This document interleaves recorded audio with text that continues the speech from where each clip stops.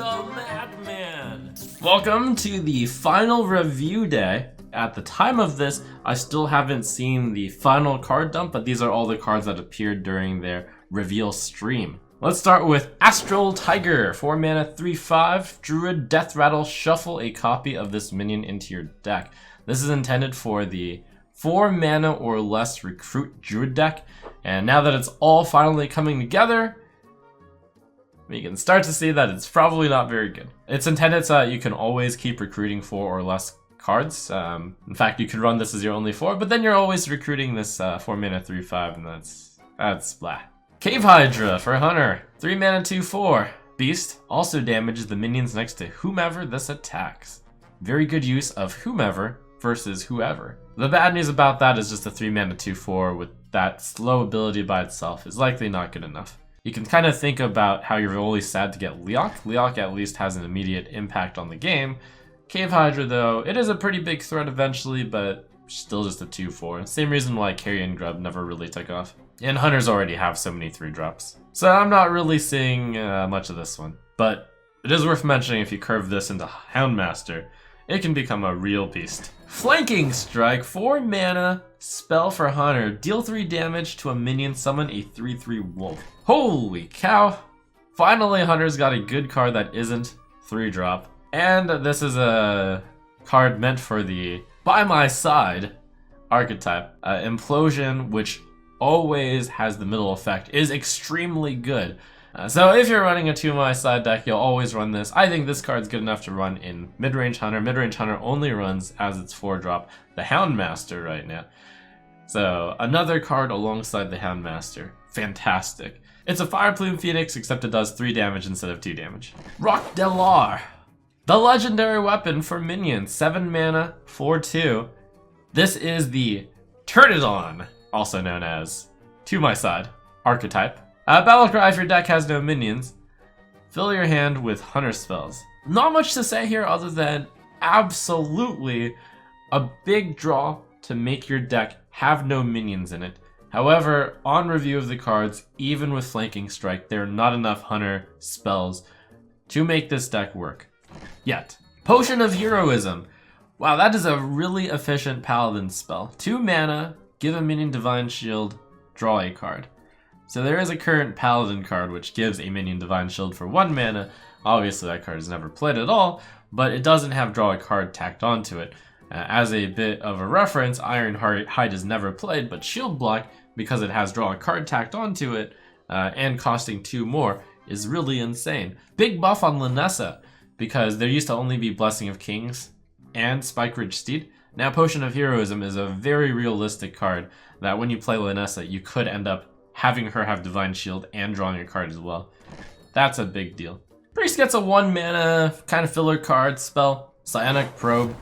Copy a spell in your opponent's deck and add it to your hand. Psionic Probe reminds me a lot of Mind Vision, where for 1 mana, you're getting a pretty random card from the opponent and just swapping it out for no real reason. It has a slight pro on Mind Vision though, because Mind Vision can get you a really terrible card like the Coin, whereas Psionic Probe always gets a spell from the opponent's deck, and those tend to be pretty good cards. I think similar to Mind Vision, it's not going to quite make the cut for any Priest deck though. Maybe sees play in Raza. Did you think Duskbreaker was the best card of the set?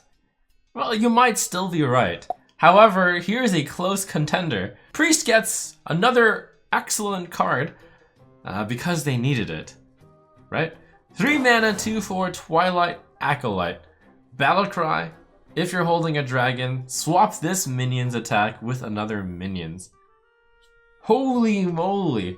So there used to be some sort of mild theory craft in terms of what card would you really like to see in another class? Aldor Peacekeeper in Paladin was a really common answer. This card somehow is better than Aldor Peacekeeper.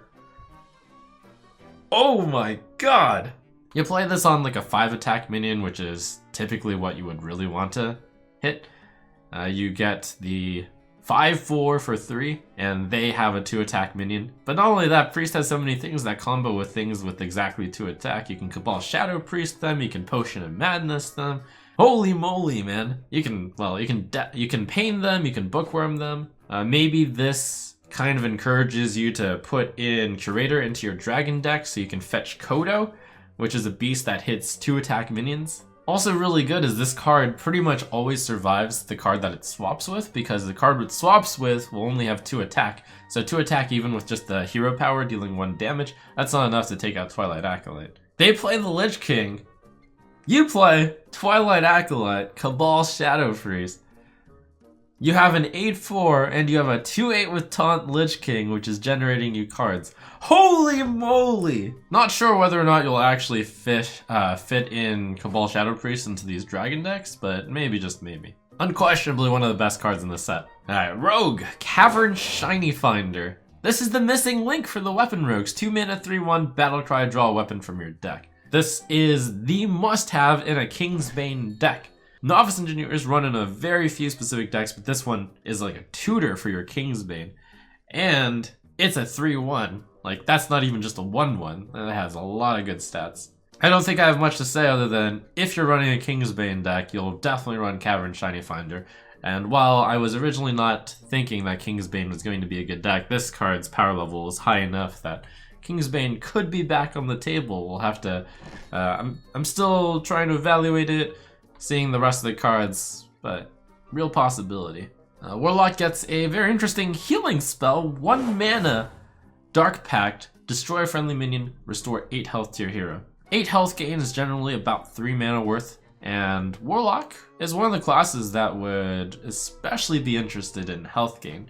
It's very difficult to find the exact Warlock that this goes into, because Control Warlock typically doesn't have very many friendly minions that are expendable. But in the late game, I could see something like Voidwalker, Dark Pact. But at that point, if you're actually Dark Pacting something that isn't a 1/1 or something with a death rattle that you want to kill, it doesn't seem like it'll be that useful yet.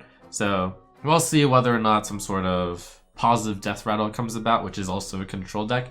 The main problem is I don't believe this fits into Zoo, because Zoo doesn't really care about its health total. It's more about board control. You're controlling your health total by killing your opponent's stuff. Kobold Barbarian, 3 mana 4/4 warrior card. This card gets yet another one of my awards for why did they print this card as the strictly worst version of a card that was previously out there. At the start of your turn, attack a random enemy. This is Ogre Brute, except it's worse because you have to attack, and you actually have a lower chance of hitting what you want than the Ogre Brute, because with the Ogre Brute you had like a 50-50 chance of hitting something. This one, you have the amount of targets out there, and no, it can't attack twice. If it did, then that would actually quite possibly be good. Woecleaver. At first I thought that was a hat on the axe. 8 mana 3/3. After your hero attacks, recruit a minion. So clearly meant for big warrior, recruit warrior. Unlike big priest, you immediately get the effects, but at 8 mana you're not really cheating that much mana off of the cards at that point. Though you get 3 value ones.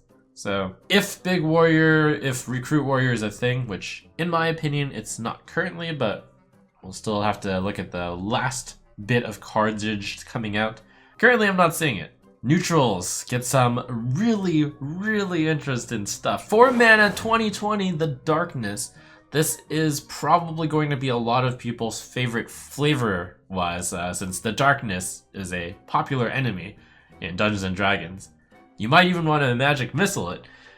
It starts dormant, nobody can target it, can't interact with it. Which means if you evolve into it, it is completely useless. Battlecry. Shuffle 3 candles into the enemy deck. When drawn, this awakens. So the candle is just a card that when the opponent draws it, they just draw another card. And like a quest counter, it becomes 1 out of 3. First of all, you might consider playing this in a mill deck, right? Because you're making them draw a bunch of cards, it's going to get them to the candles faster. 4 mana 2020 is pretty good. But the kind of thing that I would think about is in a mill deck, you don't really need this to kill your opponent since milling is your win condition.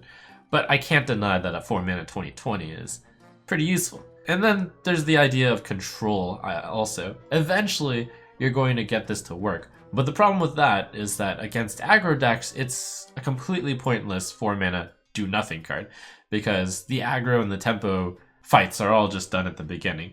So I don't think much of that either. So where this card really shines is against Raza Priest. play it on 4, they get their 3 candles shuffled in, and then they cannot activate their Raza on 5.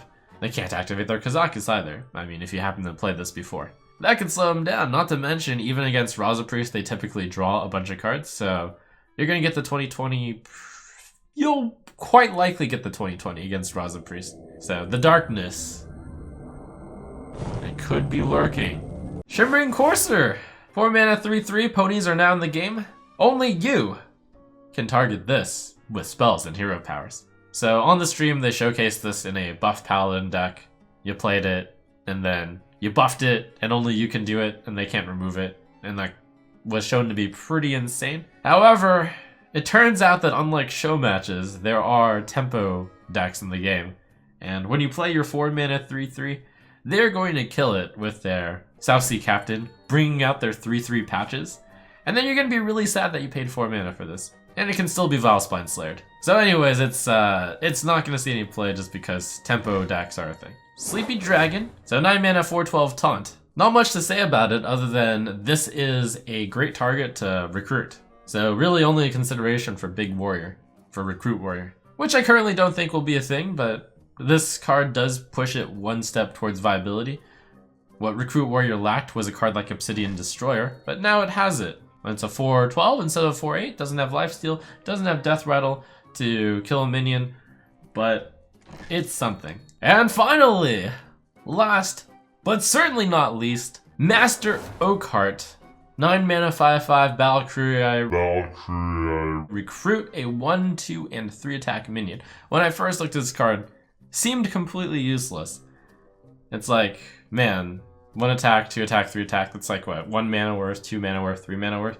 But where it really shines, and this is just one quick example that I thought of, you put him in Control Warlock, imagining you get your Homunculus, which is a 2 mana card, that is your 2 attack, your Tar Creeper, which is a 3 mana card, as your 1 attack, and your Void Lord, which is a 3 attack on 9 mana, then you have summoned 15 mana worth of stuff and pulled them out of your deck and put them right into play, along with your 5/5.